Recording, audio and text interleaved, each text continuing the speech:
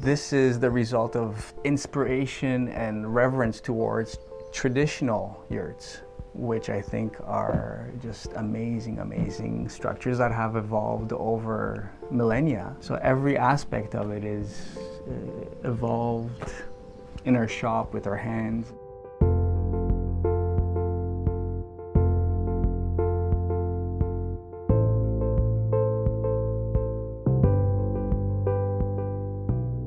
So there's a gentleman near the Gatineau Park who used to run a youth hostel, and he approached us to see if we could build a more portable yurt. He had purchased some in the past to accommodate his guests, but he wasn't able to move them around readily. So we jumped on the occasion because at that time we were designing portable shelters for humanitarian relief efforts. This client that came to us already knew that we were doing portable tent structures, so he just went one step further to say, yeah, would you do a yurt structure? So it started with the first one, and then it just took off from there.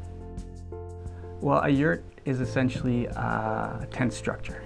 I guess the experience we had with the relief tents seemed to translate easily into developing a yurt structure, a contemporary yurt structure. Well, because it's portable, it's lightweight, and our very first model of the yurt it was made out of bamboo.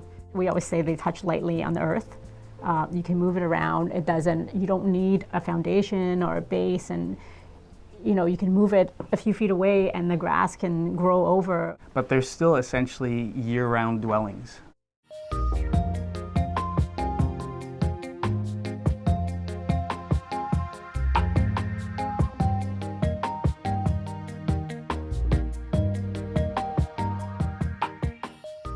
I think for me, I'm very much inspired by vernacular and traditional architecture.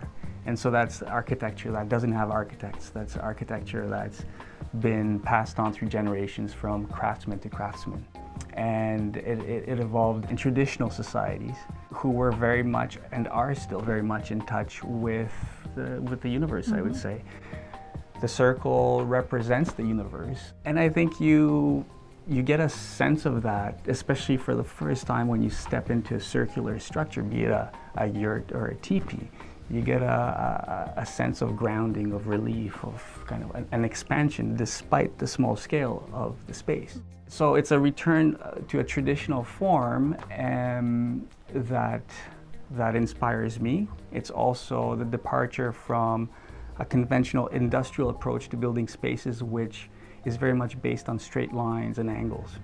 The absence of angles here is psychologically, to animals, to humans, a comforting thing. We don't think about it, but it's a very smooth space. Most people, when they walk in, they also say, "Oh, it has really good energy."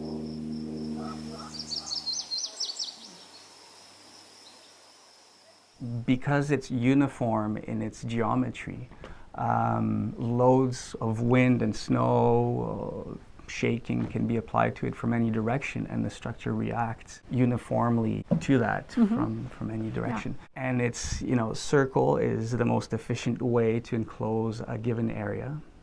So you get the most space for the least enclosure. So also volume-wise, it's the most efficient to heat as far as a tent structure is concerned. We have the 17 diameter yurt, which is the smaller one of the two. We used to have it set up right next to our house, and so that one acted like our guest bedroom. When we have guests, they would come, or on hot days, we would actually move and sleep in the yurt because it's much cooler than in the house. And in the last 4 years, because we didn't live on the property, when we come back, we would just go to the yurt instead of the house because we rented the house out.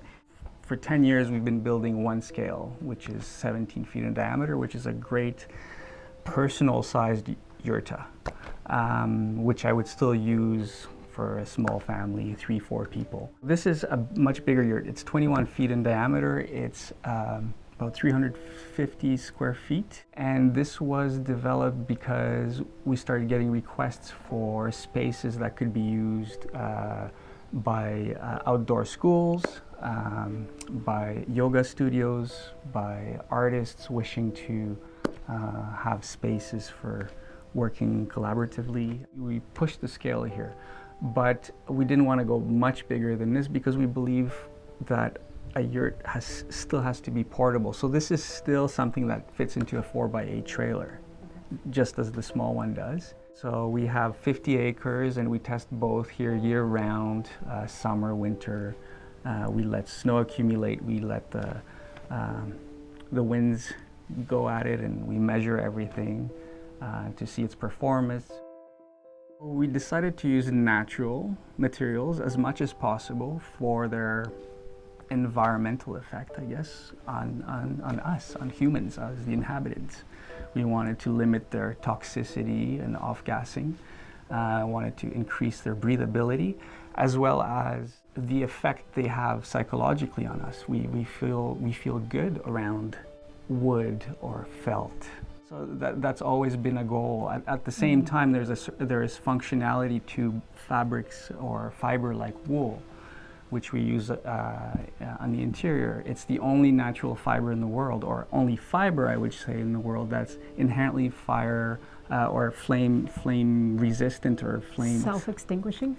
That is self-extinguishing. You can take a torch to it, you can char an area, but the wool does not catch on fire, and it doesn't require additional chemicals to make it so. A lot of other yurts, when you walk in, especially on a sunny, hot, warm day, you walk in and it hits you. You can smell the plastic, you can smell the vinyl. But with our yurts and the natural material that we use, when you walk in, you smell cheap, right? It hits you, the lanolin. You smell all the natural fiber. I mean, I love it. It smells like you're wrapped in a wool sweater. So the wool insulation, or the wool felt, is a dense insulation, meaning that it actually traps a lot more small pockets of air. Bubble wrap holds larger pockets of air, so it's not as good an insulator as the wool itself. It acts both to retain heat and to prevent heat from building up. So retaining it in winter when you're heating it with an internal source like a wood stove, or in summer it helps to prevent heat buildup from solar gain.